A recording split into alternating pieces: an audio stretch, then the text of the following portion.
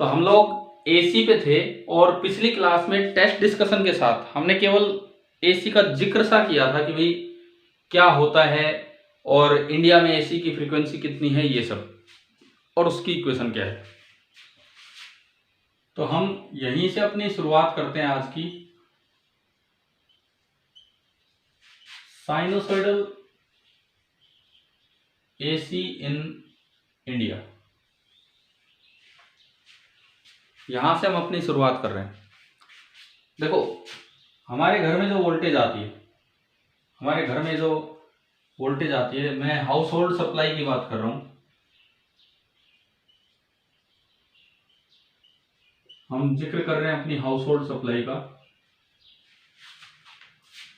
तो जो हमारे घर में जो अल्टरनेटिंग करंट आता है जनरली वो इस तरह का रहता है।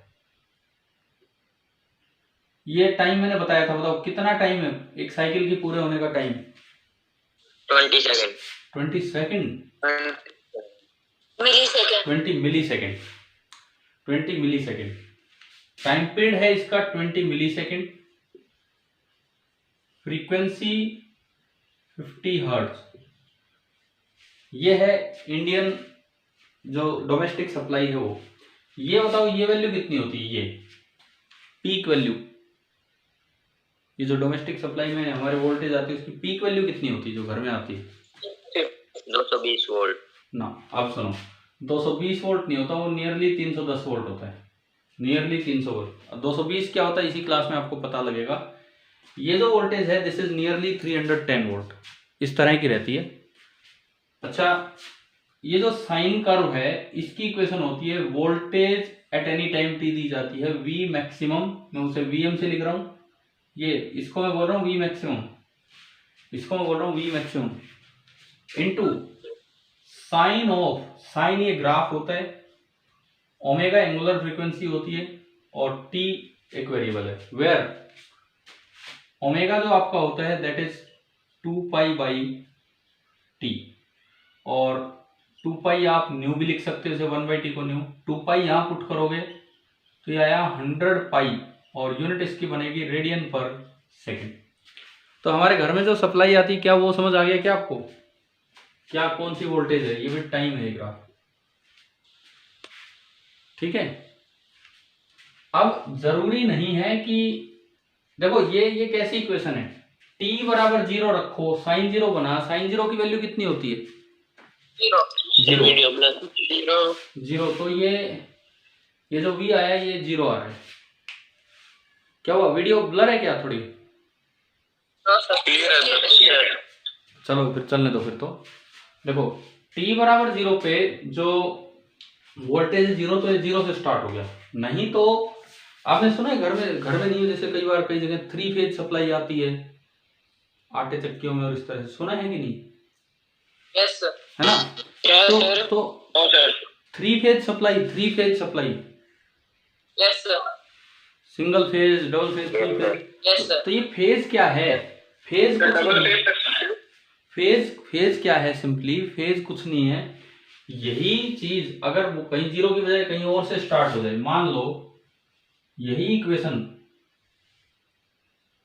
इस तरह से स्टार्ट हो रही है कि ये पीक आ गया, ये यूं है और ये यूं है और ये यूं आगे बढ़ रही है, मतलब ये पीछे था थोड़ा यहां। तो अब ये साइकिल इसकी यहां पूरी नहीं हो रही, साइकिल इसकी थोड़ी आगे कंप्लीट होगी यहां। ये जो टाइम होगा दिस इज 20 मिली सेकेंड, ये यहां थोड़ा सा आगे गया, ये यहां पे है। पीक वैल्यू अभी भी इसकी 310 वोल्ट के आसपास है। देखो टाइम पीरियड वही, पीक वैल्यू वही, बस एक इनिशियल स्टेटस में फर्क है, ये कहीं और से। तो इसकी इक्वेशन ऐसे लिखी जाती है, v is equal to V M into sine of omega t, ये तो ओमेगा टी है ही, प्लस कुछ एक कोई कांस्टेंट एंगल आ जाता है, plus pi by 3, pi by 2। तो इसमें और इसमें कोई फर्क नहीं है, केवल फेज का फर्क है। तो कई बार हम कह देते हैं 2 फेज 3 फेज सप्लाई, उनमें 2 वोल्टेज आ रही होती है, कुछ फेज का फर्क होता है, कुछ फेज का फर्क, जैसे ये 0 से स्टार्ट हो रही है, ये किसी और वैल्यू से स्टार्ट हो रही है। ना उनकी पीक वैल्यू में कोई फर्क है, ना उनके टाइम पीरियड में कोई फर्क है। तो ये हमारे जनरल एसी है जो हमारे घर में आता है। मैंने दो अलग अलग फेज पे ले लिए। साइन के आगे जो लिखा रहता है ना, साइन के आगे पूरा, ये पूरा, इसको बोलते हैं फेज, इसको फेज बोलते हैं। ये जो साइन के आगे पूरा लिखा है ये फेज है। तो दोनों के फेज में कुछ डिफरेंस है कि नहीं बताओ, दोनों के फेज में? Yes sir. है ना, कुछ फेज डिफरेंस है। और ये जो बाहर लिखा होता है, साइन के बाहर लिखा होता है, इसे एम्पलीट्यूड भी बोल देते हैं, पीक वैल्यू भी बोल देते हैं, या फिर एम्पलीट्यूड भी बोल देते हैं। ये आपकी इंडियन डोमेस्टिक सप्लाई है कि उसमें भाई इस तरह का काम होता है, इस तरह की ये वैल्यूज आती हैं। आप एक्सक्यूज मी सर। हाँ जी बताओ, पूछो। सर ये क्या लिखा हुआ है यहाँ पे? कहाँ पे, कहाँ? ये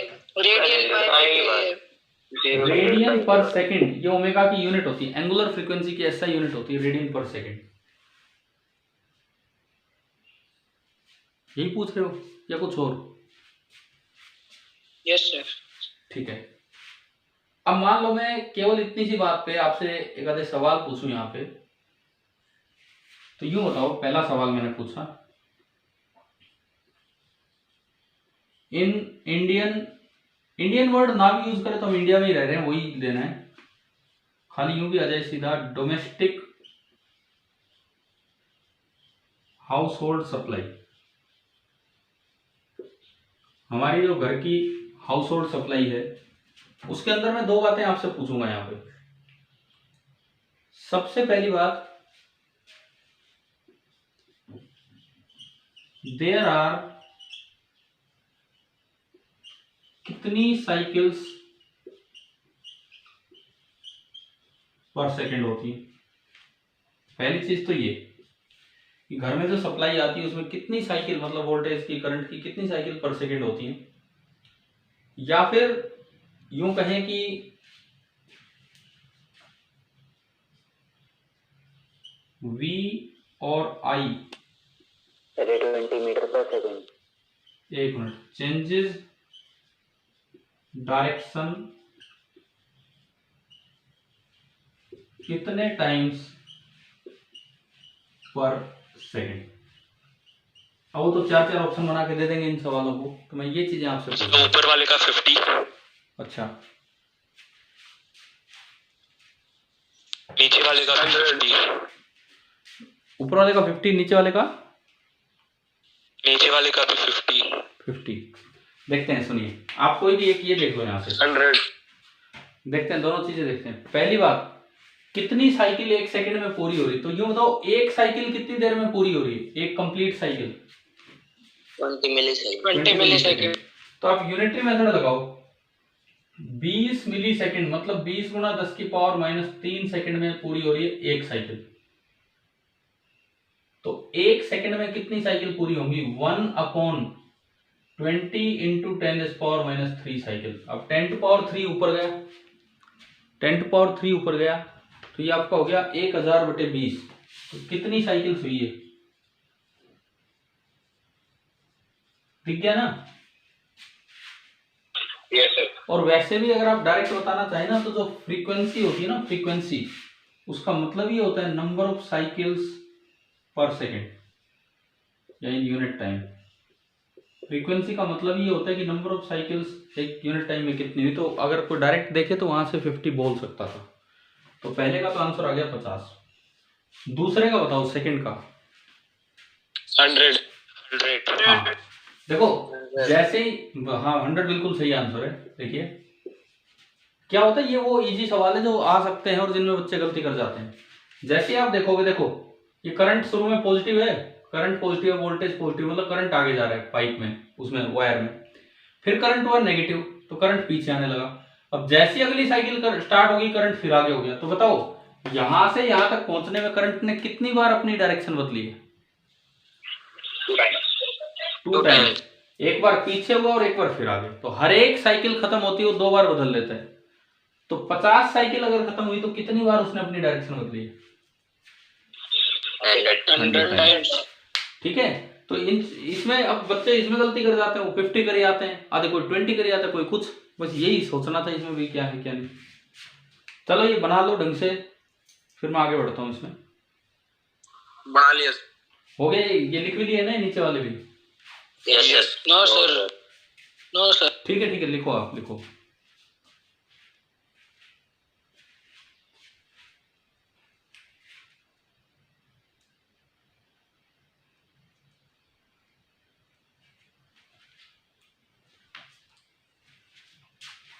देखो हमारी इस वीक की सीक्वेंस बता देता हूं आपको।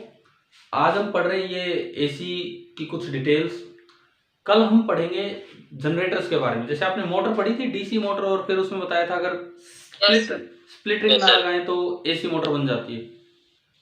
यस बिल्कुल ऐसे ही जनरेटर है, बिल्कुल ऐसे ही। तो कल की क्लास जनरेटर के ऊपर होगी, और परसों हम पढ़ेंगे डोमेस्टिक सप्लाई की कुछ और बातें। तो परसों हमारा ये, हाँ जी सर, जनरेटर एसी को डीसी में कन्वर्ट सर, साइड रहना है। जनरेटर क्या? जनरेटर एसी को डीसी में कन्वर्ट करता है। हाँ, जनरेटर एसी को डीसी में कन्वर्ट करता है। ये मैंने कल बताई भी थी, वो डिवाइस जो एसी को डीसी में कन्वर्ट करती है। कौन करता है बताओ एसी को डीसी में कन्वर्ट? इन्वर्टर, रेक्टिफायर करता है। इन्वर्टर तो डीसी को एसी में जनरेट करता है। जनरेटर केवल इलेक्ट्रिकल एनर्जी जनरेट करता है। वो चीज एसी की फॉर्म में भी जनरेट कर सकता है, डीसी की फॉर्म में भी। ठीक है, लिख लिया भाई? बताओ ये बना लिया? हो गया? Yes sir.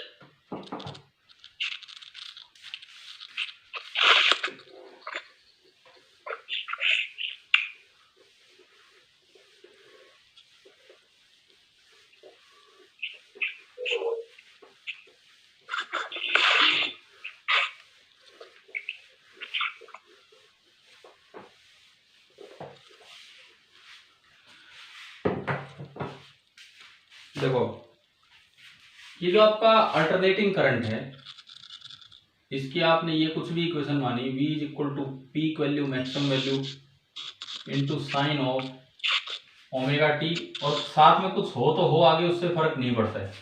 फाई नॉट के होने ना होने से कोई फर्क नहीं पड़ता है, वो तो केवल फेज का चेंज है और कुछ नहीं है। यहाँ पे 3 वैल्यूज मैं आपको बताता हूँ। सबसे पहली बात,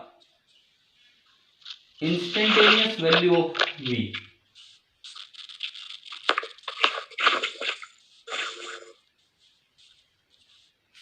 इंस्टेंटेनियस वैल्यू ऑफ V का क्या मतलब है? आप इस इक्वेशन में t की वैल्यू पुट कर दो। मान लो आपको V की इक्वेशन दी हो, सपोज Vm की भी मैं वैल्यू रखूं कुछ, जैसे 310 साइन 100 पाई टी और प्लस पाई बाई 6। सपोज ये आपको वोल्टेज दी है और आपसे पूछा जाए कि इनिशियल वैल्यू, इंस्टेंटेनियस मतलब किसी भी वक्त आपसे पूछ ले कि इनिशियल वैल्यू ऑफ V बताओ। इसका मतलब V कब, इनिशियल वैल्यू मतलब किस समय, t इक्वल टू 0 पे, है ना? तो इस इक्वेशन में जिस भी वक्त पूछा पुट कर दो। t0 पुट किया 310। यार ये आप लोग या तो जिसकी तरफ से डिस्टर्बेंस आ रही हो माइक ऑफ कीजिए प्लीज, जिसकी तरफ से डिस्टर्बेंस है। अब वो सबका माइक ऑफ हो जाता है, तब मुझे पढ़ाने में मजे नहीं आते। आप अपने आप कंट्रोल कीजिए इस चीज को। आप ये बताओ t बराबर 0 पे वोल्टेज कैसे निकाली, क्या समझ आ रहा है क्या? हमने t की जगह 0 रख दिया, ये खत्म। Sine pi by 6, pi by 6 कितना एंगल होता है? पाई बाई 6 30 डिग्री, और साइन 30 डिग्री कितना होता है?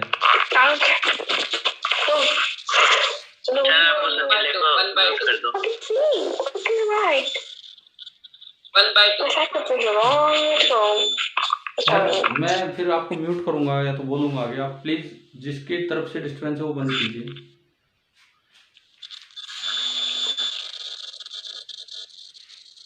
तो ये कितना आ गया आपका? 155 वोल्ट। अब बताओ, अगर इनिशियल फेज कुछ ना दिया होता तो 0 पे 0 आना था, लेकिन अब 155 आ गया। तो इनिशियल वैल्यू कैसे निकालते, क्या है क्लियर हो गया? इनिशियल नहीं मैं कह रहा हूं इंस्टेंटेनियस वैल्यू। पहली चीज तो ये है। अच्छा दूसरी चीज सुनो, एवरेज वैल्यू।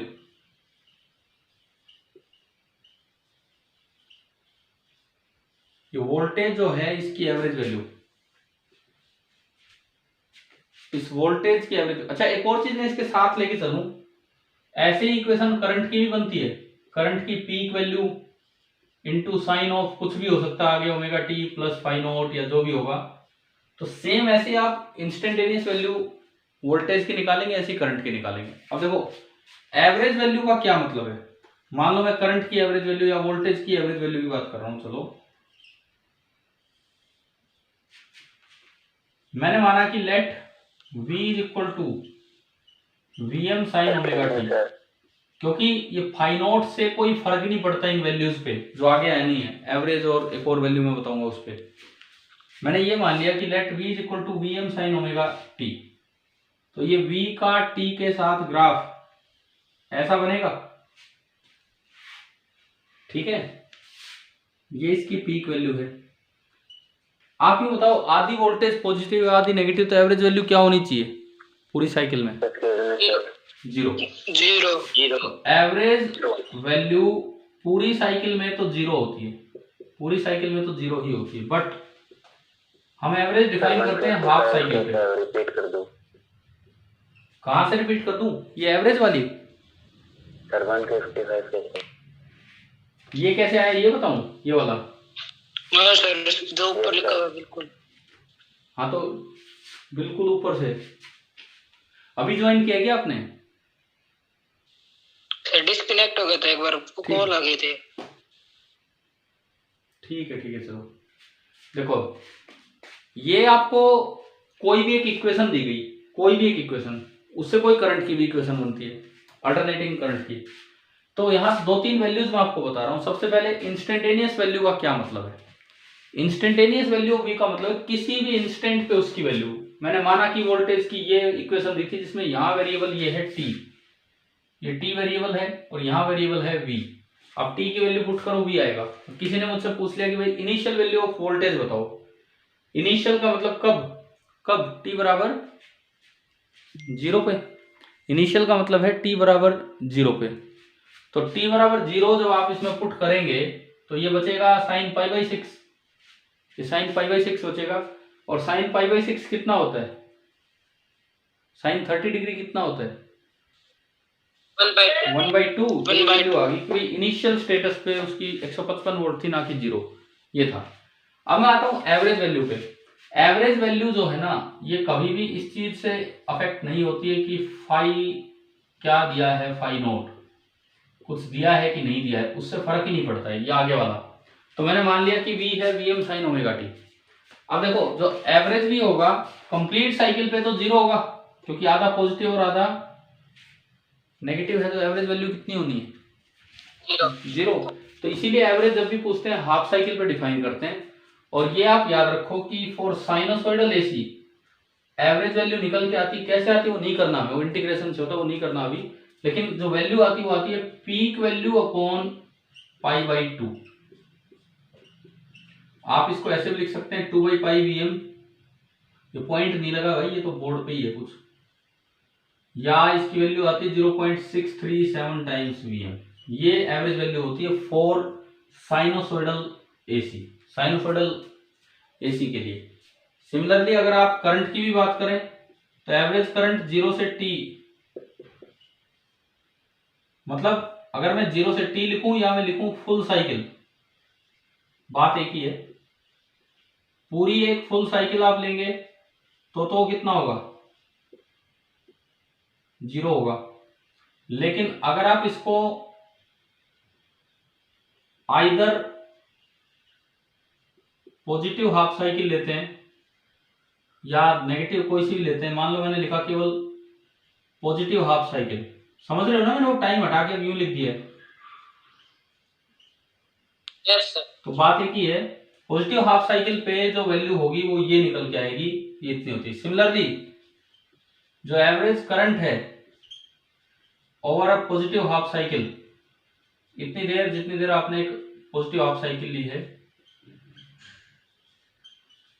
उसमें जो एवरेज करंट आता है वो भी आता है मैक्सिमम वैल्यू अपॉन π/2 साइनोसॉइडल के लिए 2/π times I maximum 0.637 times Im।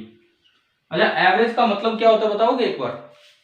जैसे अगर कोई कहे एवरेज स्पीड का क्या मतलब होता है, क्या मतलब होता है एवरेज स्पीड का? तो एक तरह से अगर वो कांस्टेंट पे चले जबकि वो वहीं पे पहुंचे, अगर वो वेरिएबल स्पीड से, same।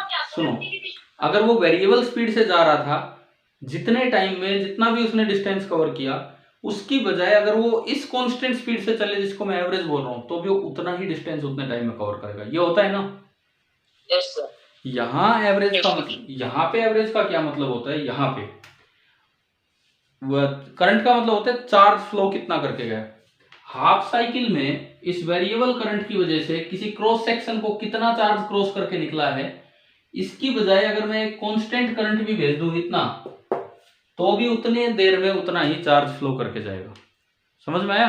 वहां डिस्टेंस होता था 9th में डिस्टेंस का, और 10th में यहाँ पे चार्ज फ्लो में। क्लियर है कि नहीं? रिपीट में करता हूँ आपको। रिपीट कर। ये कोई एक वायर दी गई है, इसमें आपने कोई क्रॉस सेक्शन लिया, करंट जा रहा है, करंट जा रहा है आगे 0 से, मैं और t/2 की बात करूं, यूं करंट यूं जा रहा है 0 से लेके t/2 टाइम तक। तो देखो करंट कभी 0 था, फिर बढ़ा, फिर मैक्सिमम हुआ, फिर कम हुआ, और इस तरह से। तो एक वेरिएबल करंट है कि कांस्टेंट करंट है? वेरिएबल करंट है या कांस्टेंट करंट है बताओ? वेरिएबल है। लेकिन हर बार करंट आगे है, तो मान लो जो चार्ज फ्लो करके निकला वो Q1 निकला, इस टाइम इंटरवल में जो चार्ज निकला वो Q1 निकला। इसकी बजाय अगर मैं इसमें से, उसी वायर में से, मैं पिछली बार तो मैं भेज रहा था I करंट, और जो I है मेरा वो भी मैंने माना Im sin ωt, इस तरह से ये करंट कभी कितना कभी कितना। अब मैंने भेज दिया I एवरेज अभी हमने लिखा आगे 0.637 टाइम्स दिस। ये करंट भेजा तो कांस्टेंट करंट जा रहा है। अब भी अगर आप 0 से t/2 टाइम तक यहां खड़े रहें, और मान लो चार्ज जो फ्लो करके निकला दैट इज Q2, तो अगर ये एवरेज वैल्यू है तो इसका मतलब है कि Q1 बराबर होगा Q2 के। क्या मतलब समझ आया क्या एवरेज करंट का क्या मतलब है? Yes sir. ये उतना ही चार्ज फ्लो करवा देगा जितना उस वेरिएबल करंट ने फ्लो करवाया। ये तो आपकी होती है एवरेज वैल्यू। तो अभी तो मैंने 2 वैल्यू बताई है। Excuse me sir. हाँ जी सर, जो ये इंस्टेंटेनियस करंट और एवरेज करंट है सर, इसमें डायरेक्शन कैसे पता चलेगी? क्योंकि एसी में तो करंट की डायरेक्शन भी चेंज होती रहेगी।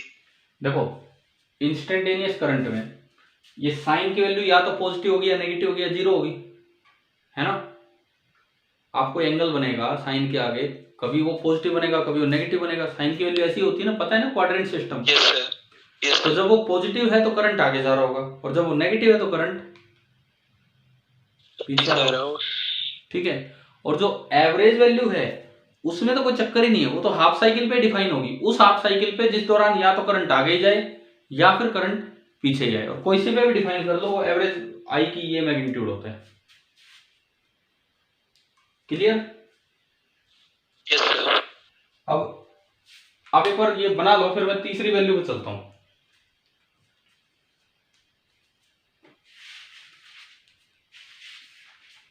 बना लिया नो सर। कोई नहीं, आप बना लीजिए, उसके बाद आगे बढ़ेंगे।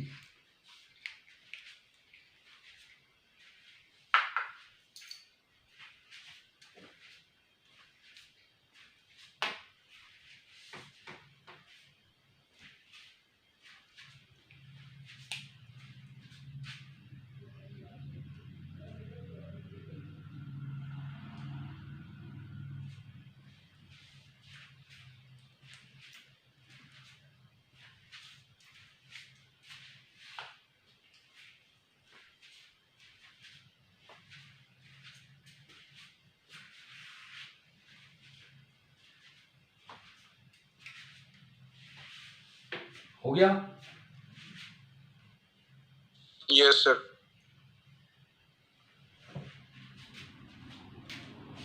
अब मैं चलता हूं इसकी तीसरी वैल्यू पे।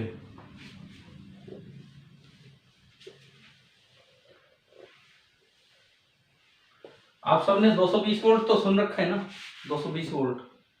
Yes sir. तो अभी तक, लेकिन अभी तक नाम तो नहीं आया 220 वोल्ट का एक बार भी।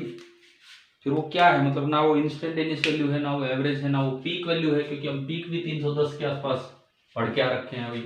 तब सुनिए,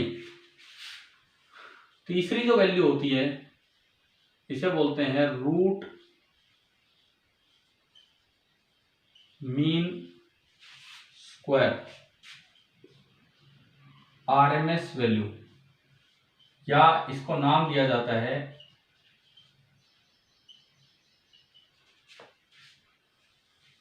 इफेक्टिव वैल्यू।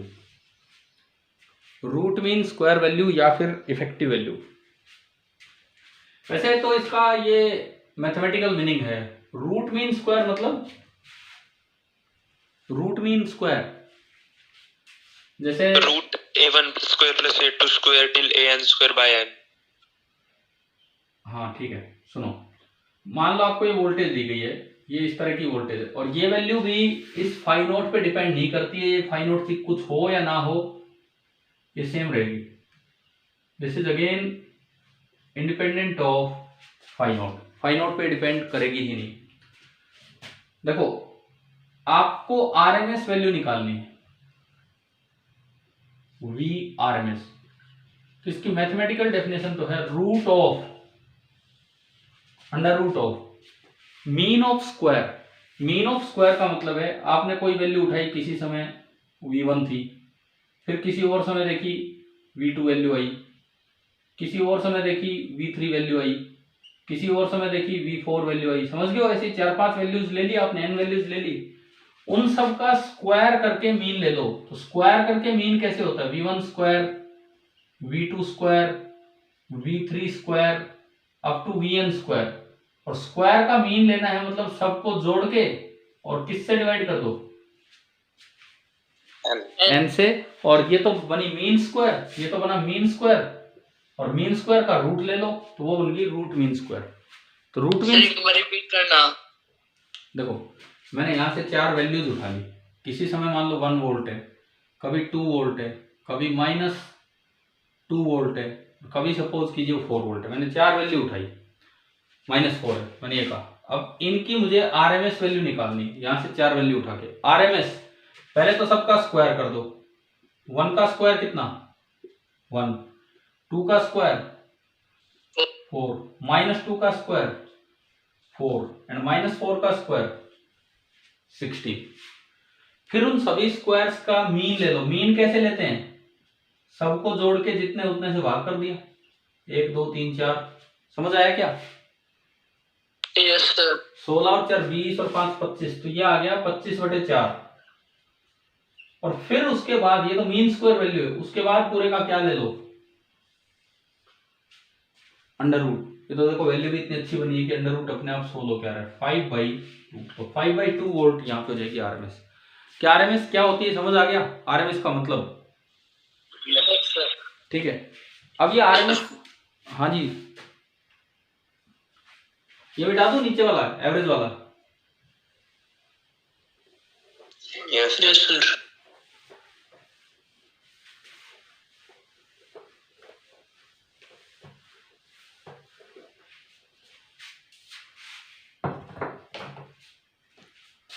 अब देखिए, इसके बाद आरएमएस वैल्यू आने के बाद एक साइनोसॉइडल एसी के लिए,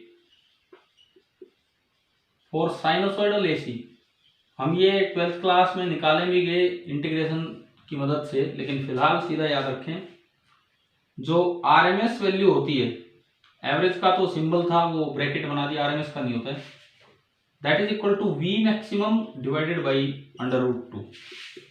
अच्छा, 1/√2 को आप ऐसे लिख सकते हैं, √2/2। कई बार क्या होता है, जैसे बच्चों से कहो कि भाई 1/√2 की वैल्यू बताओ, तो डिवाइड करने लग जाते हैं। अरे डिवाइड तो होगा नहीं यार, बड़ा मुश्किल हो जाएगा। मल्टीप्लाई किया तो अब ये आसानी से सॉल्व हो गया कि नहीं?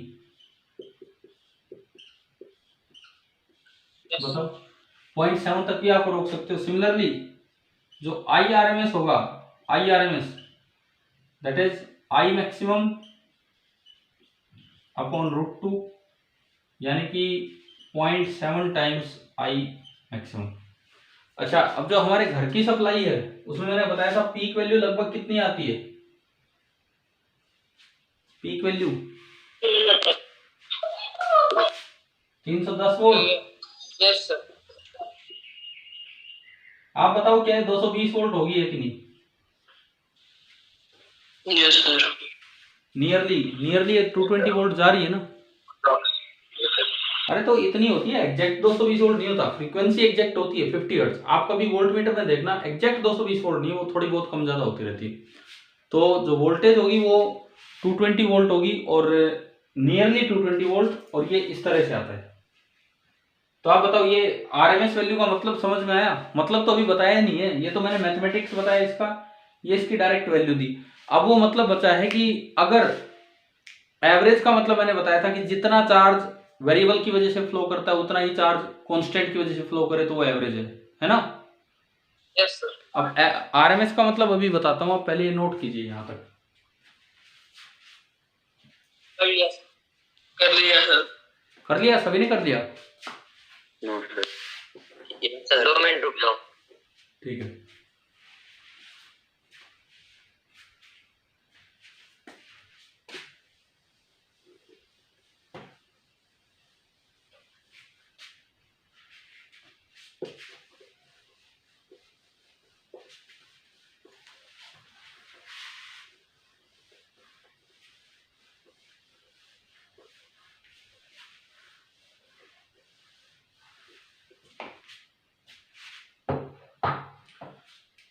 अब देखो आरएमएस का मतलब क्या है, वैसे क्या मतलब है, फिजिकल मीनिंग क्या है इसका,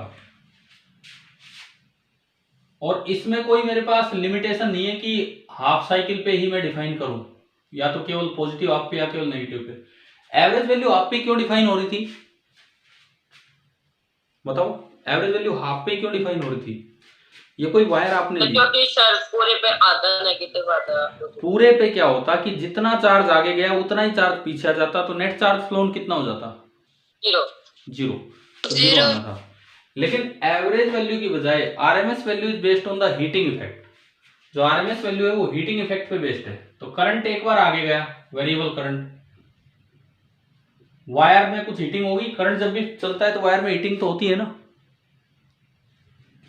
ठीक है। उसके बाद जो करंट है वो पीछे आया T/2 से T। तो यूं बताओ करंट आगे गया तो हीटिंग हुई और पीछे आने पे कूलिंग हो जाती है या नहीं? No sir.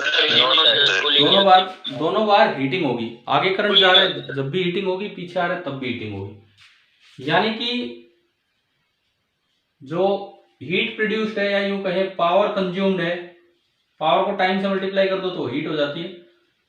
Power consume in 0 to T, मान लीजिए इधर वो P1 है, ये तब है जब आपने कौन सा करंट भेजा है, AC।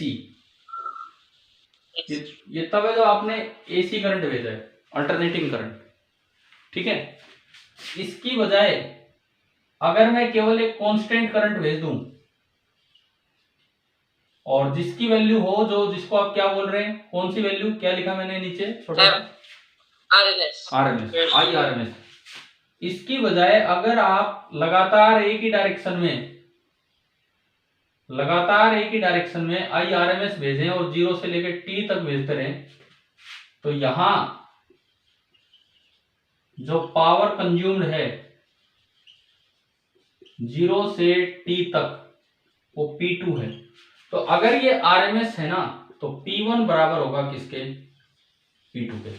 एवरेज वैल्यू में क्या चीज बराबर हुई थी दोनों में? चार्ज। और ये आरएमएस है तो ये पावर बराबर होगी। आप ये बना लो, ये मीनिंग है इसका, physical meaning of RMS value.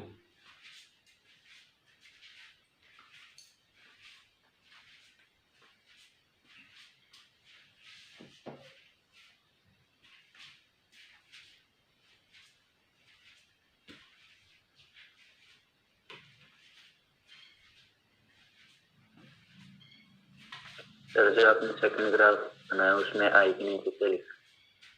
Second graph में आई के नीचे आर के बाद ये कह रहे हो? Yes sir. बताओ भाई बच्चों, आप लोग बताओ क्या है ये? RMS RMS, IRMS। RMS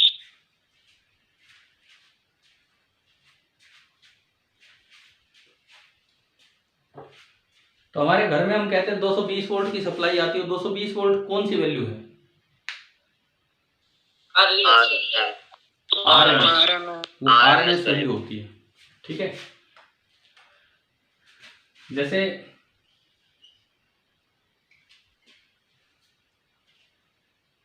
मान लो ये कोई भी रजिस्टर लगा है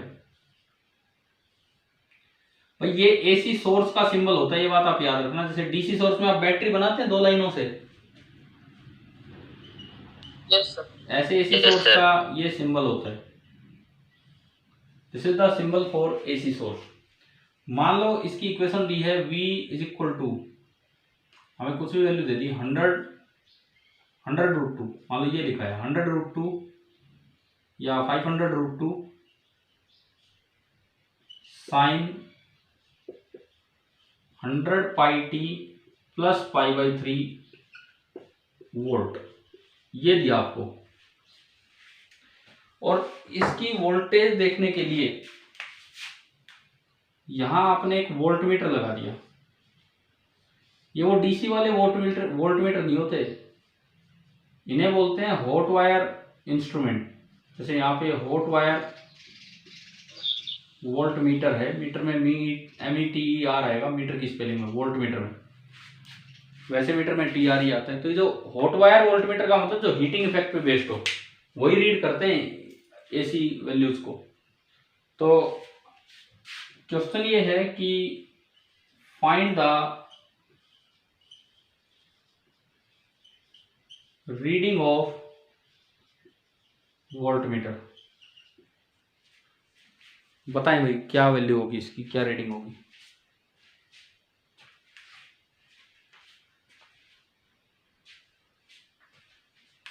ये hot wire meter heating effect पे बेस्ड होते हैं। तो ये कौन सी वैल्यू रीड करते हैं?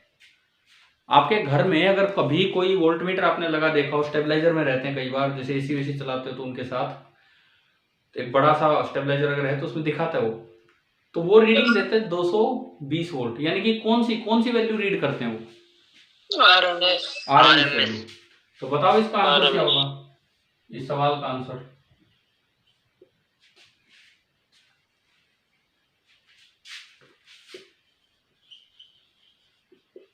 जो रीडिंग होगी वो VRMS होगी, और VRMS आपकी होगी 500√2। ये तो पीक वैल्यू है। पीक वैल्यू को किससे डिवाइड कर दें? पढ़ाया ना अभी आज ही। RMS वैल्यू होती है पीक वैल्यू अपॉन √2। तो आप √2 से डिवाइड करोगे तो √2 से √2 बचा, तो इसकी रीडिंग कितनी आएगी? 500 वोल्ट। ये नोट कर लो, ये ऊपर तो उसका मीनिंग था, नीचे सवाल था कि कौन सी रीडिंग देते हैं।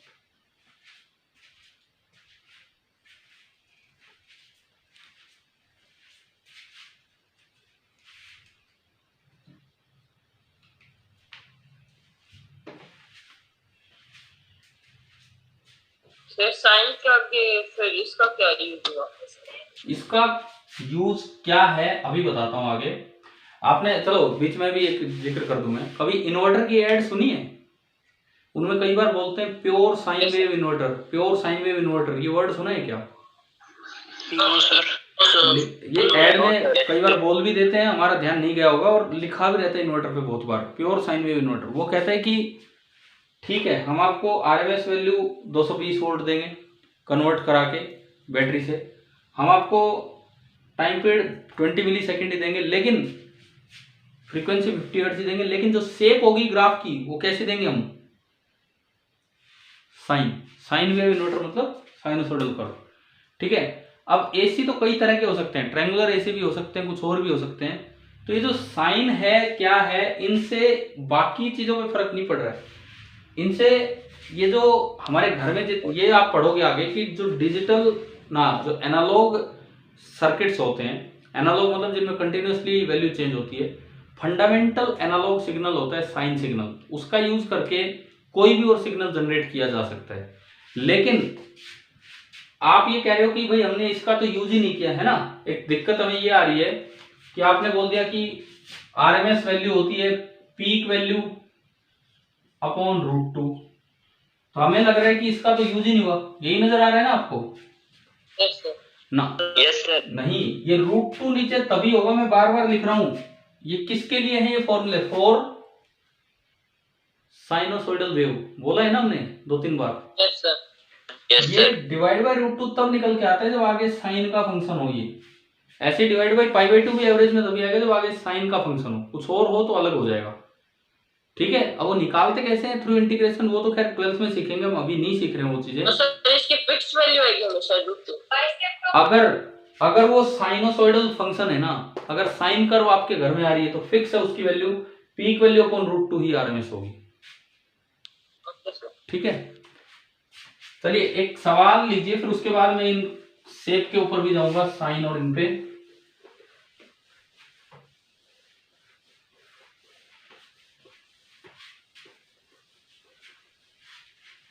देखो मैं आपसे 2 पावर कंज्यूम का कंपैरिजन करवाता हूं। तो सर्किट मैंने लिए,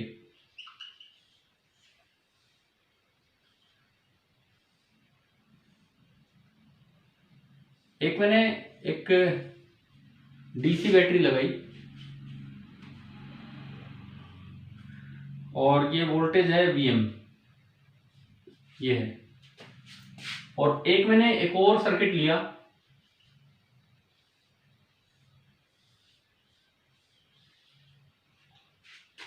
और इसकी इक्वेशन दे दी Vm sin ω t। यहां इस साइड जो पावर कंज्यूम हो रही है, पावर कंज्यूम का मतलब होता है एनर्जी पर यूनिट टाइम, तो आपको टाइम देने की जरूरत नहीं, 1 सेकंड में जो एनर्जी कंज्यूम हो रही है, और यहां जो पावर कंज्यूम हुई है वो है P2। दोनों रजिस्टर्स ने कुछ कुछ पावर कंज्यूम की है, तो आपको निकालना है P1/P2, ये निकालना है।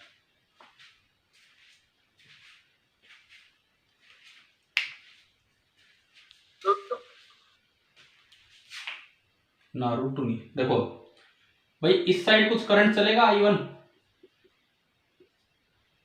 बताओ कितना करंट चलेगा? एक ही तो वोल्टेज है, एक ये है, तो I कितना चलेगा? V/R। ठीक है, हम सॉल्यूशन लेके चल रहे हैं, वो सॉल्यूशन में ही दिखा दिया मैंने ब्लू कलर वाला।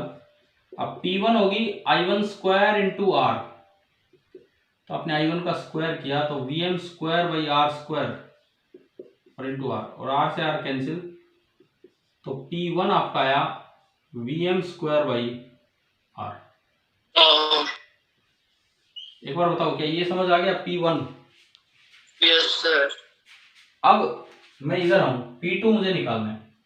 तो जब AC करंट जाता है तो सबसे पहले पावर कंजप्शन के लिए आप उसे रिप्लेस कर दो उसकी RMS वैल्यू से। दूसरी साइड आप बताओ Vrms कितना है? Vm/√2।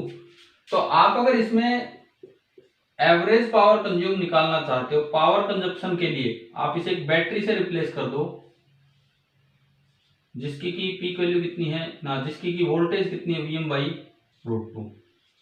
ये कुछ करंट चला, मान लो यहाँ करंट चला I2, ऐसा नहीं है कि करंट ये चलेगा, ये हम पावर कंजप्शन के लिए करते हैं। तो I2 बताओ कितना होगा? I2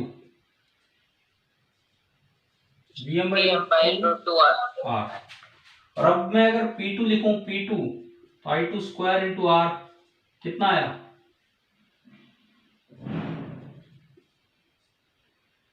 Vm²/2R² into R, R से R गया, ये आ रहा है Vm²/2R, Vm²/2R। तो अब बताओ रेशियो क्या आ रहा है? P1/P2 का रेशियो क्या आ रहा है बताओ? Vm²/R डिवाइडेड बाई Vm²/2R, ये रेशियो कितना आ गया? 2/1, 2:1, ठीक है। यस कई बच्चे इसमें 1 कर आते हैं ऑप्शन, जबकि उन्हें लगता है ये भी वीएम है ये भी वीएम है, कोई फर्क ही नहीं पड़ रहा, जबकि उधर तो ऐसे करना है। कीजिए इसे नोट। हो गया सर। हो गया सर। 2 मिनट रुक जाओ सर। ठीक है ठीक है।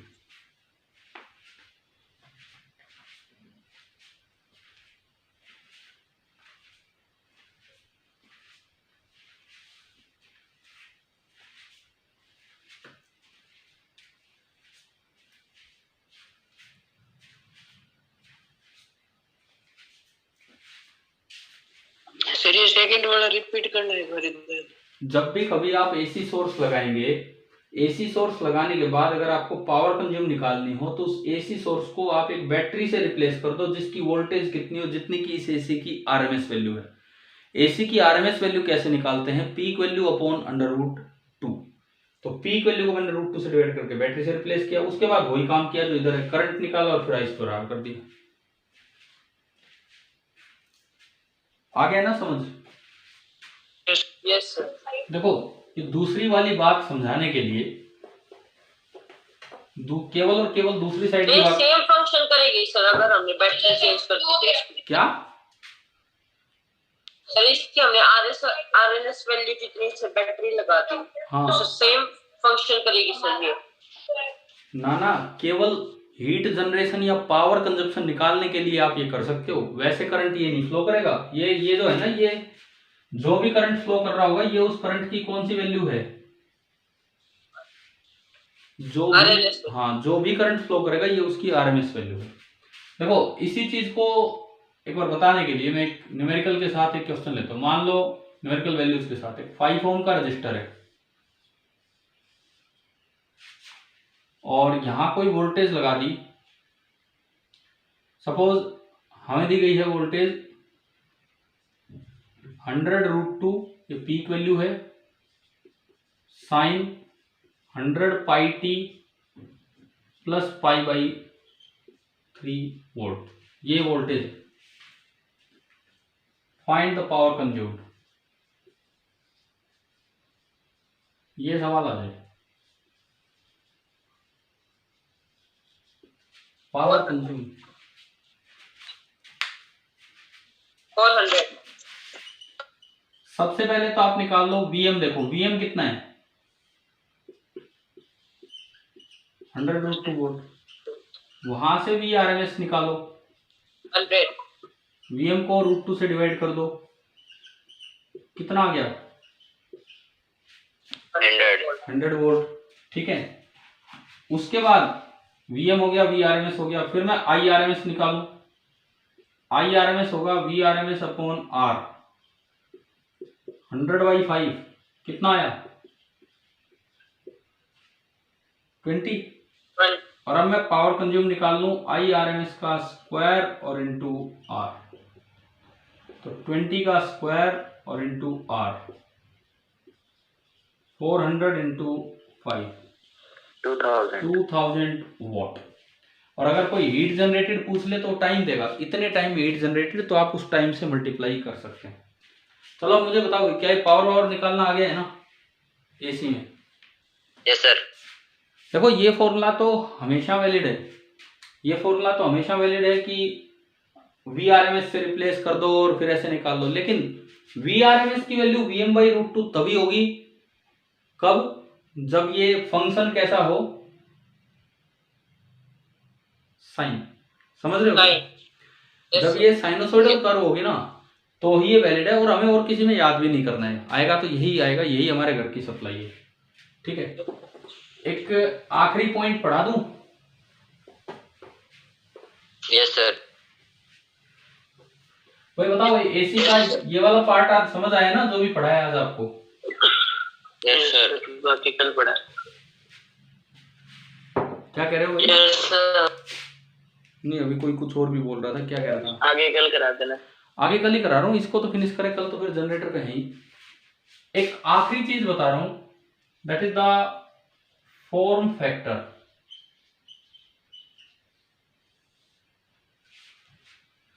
फॉर्म मतलब शेप, किस तरह की शेप है। जैसे मान लो कोई ये टाइम t है और ये वोल्टेज है और ये उसकी लिमिटिंग वैल्यूज है, पीक वैल्यू यहां से यहां तक, ये Vm और ये नीचे -Vm, और ये कहा है कि यहां उसकी एक साइकिल पूरी होनी, ये उसका टाइम पीरियड मतलब फ्रीक्वेंसी फिक्स है। अब डिपेंड करता है कि ग्राफ की शेप कैसी है। अगर आप साइनोसॉइडल बनाते हैं तो ऐसा बनता है ना ग्राफ बीच में, यस सर। ठीक है। It may be sinusoidal graph जो इन्हीं वैल्यूज के बीच में मूव कर रहा है और इसी टी तक गया है एक साइकिल। ये तो आपका ग्राफ हुआ साइनोसॉइडल। लेकिन शेप तो कैसी भी हो सकती है। मान लो आपने टाइम पीरियड फिक्स कर दिया, फ्रीक्वेंसी फिक्स कर दी और ये पीक वैल्यूज फिक्स कर दी, तो ये ग्राफ ऐसा भी तो हो सकता था। समझ गए हो? Yes sir. अगर मैं इसकी बात करूं तो ये कैसा ग्राफ है, क्या लिखा मैंने? ट्रायंगुलर। अगर मैंने उसकी बात की थी तो ये कैसा था आपका? साइनोसॉइडल। तो इनमें देखो बोथ हैव, जो फिलहाल मैंने एग्जांपल लिया है, in this example,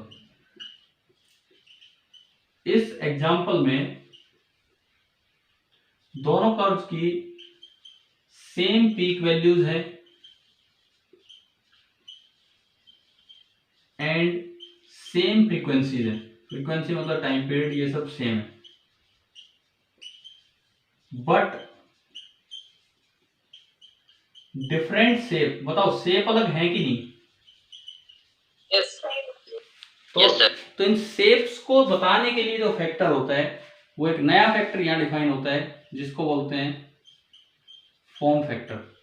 form factor का मतलब होता है RMS value upon average value, चाहे वो करंट की लिखो चाहे वो वोल्टेज की लिखो, ठीक है। अब अगर मैं हमारा स्पेशल केस लूं साइनोसॉइडल, और साइनोसॉइडल कर्व और किसी के लिए हम याद नहीं करते हैं, साइनोसॉइडल कर्व के लिए जो फॉर्म फैक्टर निकल के आता है वो आता है 1.11। कैसे आएगा ये देख भी लेते हैं। कैसे आएगा 1.11? एफ देखो साइनोसॉइडल के लिए वी आर एम एस कितना होता है? Vm बाई √2, और आई आर एम एस कह रहा हूं, एवरेज भी कितना होता है? 2Vm upon pi. बताओ ये ध्यान है ना, आपने वैल्यूज यहां पुट की तो Vrms की जगह तो Vm बाई √2 और उसका कर दो रेसिप्रोकल तो pi upon 2 times Vm। Vm से Vm कट गया तो ये आ गया पाई अपॉन 2 अंडर √2। पाई तो 3.14 और √2 1.414। आप इसको सोल्व कर लेना, ये नियरली आ जाएगा 1.11।